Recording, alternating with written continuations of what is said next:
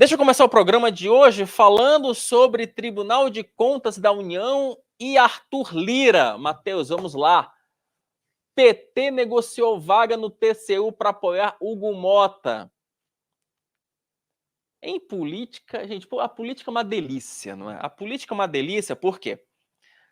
Porque vocês imaginam que nada é de graça. Ontem nós mostramos aqui no meio-dia que tá lá o líder do PT na Câmara, o Odair Cunha, falando, não, porque o Hugo Mota é um nome de consenso, é um nome maravilhoso, é um nome que vai ajudar a congregar todos os deputados. Então, hoje, sexta-feira, o presidente da Câmara, Arthur Lira, né, disse em uma entrevista para a Folha de São Paulo, essa entrevista foi concedida na quarta-feira, mas publicada hoje, que o PT negociou uma vaguinha no TCU para apoiar o Hugo Mota. Matheus, coloca por gentileza aí essa declaração do Arthur Lira para a Folha. Ele fala o seguinte, olha, eu acho que é lícito, mas não tem a vaga. Se houver a vaga, o PT solicitou sim a indicação da bancada deles. Eles reclamam politicamente que nunca tiveram um representante no TCU e quando tiveram candidatos, não tiveram êxito no plenário, que é a segunda etapa. Traz para cá, Matheus, porque é o seguinte, por que essa vaga é uma vaga importante? Porque a Corte de Contas ela é responsável pela análise de várias ações do Executivo relacionadas a recursos públicos.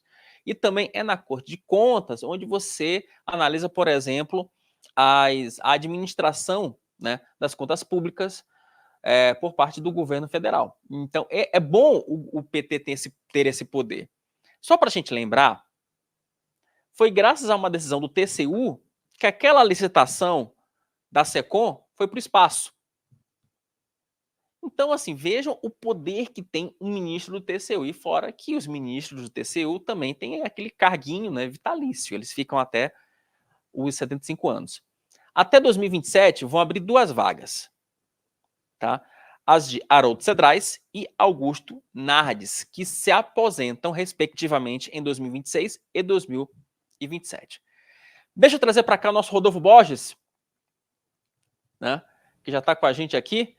Rodolfo, eu vou levantar essa bola para você porque esse aqui é mais um elemento ali na negociação e mostra de forma tácita que apoios não são em vão. É bom lembrar que Jonathan de Jesus, o ministro mais novo no TCU, ele chegou à Corte de Contas após um acordo que o PT chancelou.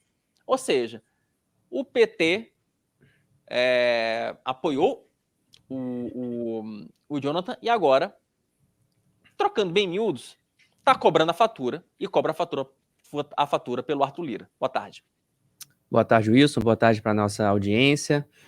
Esse é o tipo de transparência, a gente cobra muita transparência, né, Wilson? Esse é o tipo de transparência que, por um lado, é bom, porque a gente, né, fica às claras qual é a negociação, e por outro, levanta uma pergunta básica e razoável, né?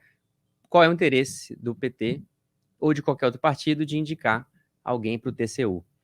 E a resposta está embutida já no contexto todo. A gente sabe que esses tribunais todos de Brasília, eles levam em conta interesses políticos. E aí é a parte ruim dos tribunais. O TCU deveria julgar pelas regras. Mas aí por que um partido político vai querer botar alguém ali? Para julgar pelas regras? Esse deveria ser o objetivo. Mas se está em negociação partidária, aí a gente já tem do que desconfiar. E é bom, por um lado, que a gente fique sabendo detalhes, mas também, ao mesmo tempo, é triste a perspectiva de que uma negociação, da qual a gente sabe que todos os acordos têm interesses políticos, e parte desses interesses políticos é lícito, o governo tem a distribuição de cargos, conceitualmente, ela não é errada. O problema é quem você quer botar no cargo e por que você quer botar no cargo. E o histórico do nosso país não é bom nesse sentido, né? Definitivamente. Agora, só para a gente atualizar a questão da Câmara, você tem nesse momento apoios formalizados de PL, de PT, de republicanos, óbvio, né, que é do Hugo Mota, PP, Pato.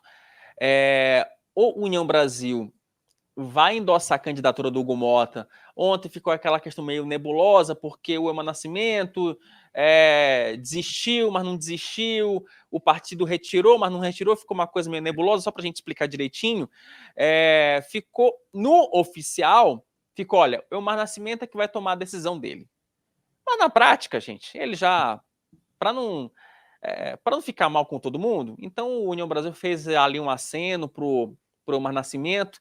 O que se busca agora em relação ao União Brasil e ao Eumar é uma saída honrosa. É uma saída honrosa. Foi até bom me lembrar disso aqui agora, porque isso daqui a pouco vai estar no site. O Palácio do Planalto, vendo que o Eumar Nascimento ali fez um afago, tentou atuar ali como um contraponto até em relação ao Alexandre Padilha, que é um articulador que não gostava muito dessa candidatura única do Arthur Lira, né? Então o Palácio do Planalto tenta achar uma saída honrosa para o Eumar. Não se sabe necessariamente que saída seria essa, se seria uma secretaria, um ministério, assim, mas estão buscando uma alternativa para o Eumar. E aí o que se fala hoje é que o Eumar ele vai anunciar de fato, né, oficialmente a sua desistência, assim que o Palácio do Planalto definir o rumo dele. Falando no Eumar, Matheus, só por gentileza aí, o pronunciamento de ontem do Eumar Nascimento sobre esse imbróglio envolvendo a presidência da Câmara. Fatos relevantes que aconteceram, com referência à sucessão da mesa da Câmara, com o apoio de vários partidos à candidatura à presidência do colega Hugo Mota. É claro que são fatos relevantes que precisam ser examinados. E como eu disse a vocês logo no início, a candidatura não me pertence ao meu partido e aos partidos que me apoiaram. E eu quero agradecer a esses partidos, o PSDB Cidadania, do líder Adolfo Viana, ao Avante, do Luiz Tibé, ao PDT, do André Figueiredo, ao PSB, do prefeito João Campos, ao PRD, do Fred Mota e solidariedade do Paulinho da Força. Partidos com os quais eu sou muito grato e tenho um compromisso. Não houve qualquer tipo de tempo de me reunir com esses partidos. Nós conversamos aqui, não há fato novo no Brasil, faça com que a gente tenha qualquer modificação, sobretudo porque a nossa candidatura é uma proposta de diálogo com o Brasil para a Câmara dos Deputados. Eu recebi hoje pela manhã uma ligação do candidato Hugo Mota pedindo um diálogo e a nossa bancada dele considerou por bem que a conversa e o diálogo é sempre salutar. Vamos ouvi-lo, como também vamos encontrar com o candidato Antônio Brito, com quem nós fizemos um pacto de apoio recíproco no segundo turno. Fruto dessas conversas poderá ter algum tipo de avanço. Não acredito que essa semana haja qualquer tipo de conclusão. Se houver, vocês saberão no momento oportuno, a gente faz algum tipo de anúncio. Então vocês não desistem? Mantém o candidato. Tá aí, enfim, só uma curiosidade, eu sei que vocês adoram essas curiosidades de Brasília que eu trago aqui para o meio-dia. Tinha um deputado ali atrás do Eumar Nascimento, que é praticamente o papagaio de pirata oficial da República, né? O deputado Carlos Gaguin, que foi ex-governador de Tocantins. É impressionante o quanto que ele aparece como um papagaio de pirata. Ô, Rodolfo, para a gente arrematar essa história do União Brasil e também da presidência da Câmara. É uma fatura praticamente liquidada, aquilo que a gente falou no programa de ontem, né? Agora, a grande questão é como é que essas forças vão se acomodar ali na mesa diretora, porque agora o problema é do Lira e do Hugo Mota. É muito aliado para pouco cargo na mesa diretora, para pouca comissão e para pouco espaço de poder. Todo mundo quer sentar na janelinha. A questão é como é que vai ser a distribuição dessa janelinha? Não é um trabalho fácil.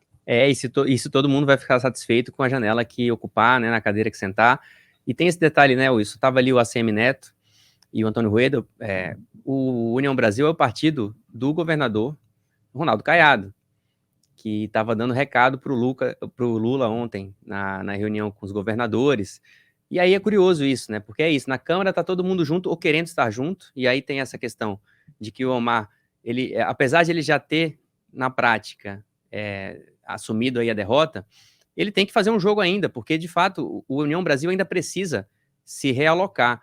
Então, se ele se entregar direto, olha, eu tô apoiando e tal, é como você falou ontem, ele vai pro fim da fila. Eles têm que tentar passar alguns partidos aí nessa fila para garantir um lugar relevante de poder na próxima organização de comando da Câmara. E aí, se ele entregar direto, vale muito menos, né?